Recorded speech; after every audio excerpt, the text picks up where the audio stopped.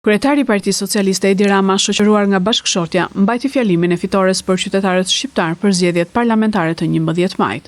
Këto zgjedhje përballën Shqipërinë që di çfarë do dhe di çfarë bën dhe punon e nuk ndalet duke u ngjitur lart e më lart me Shqipërinë që di vetëm kë nuk do dhe zi çfarë flet dhe shan e mallkon pa pushim duke ullur poshtë e më poshtë.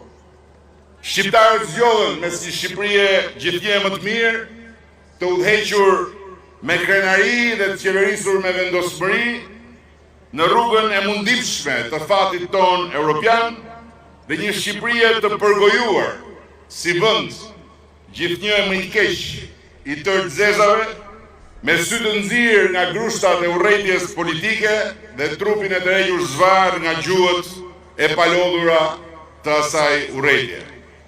Mes dritës së yjeve të Europës dhe errësirës së gropës së një kapele fake, Shqipëria zgjodhi yjet.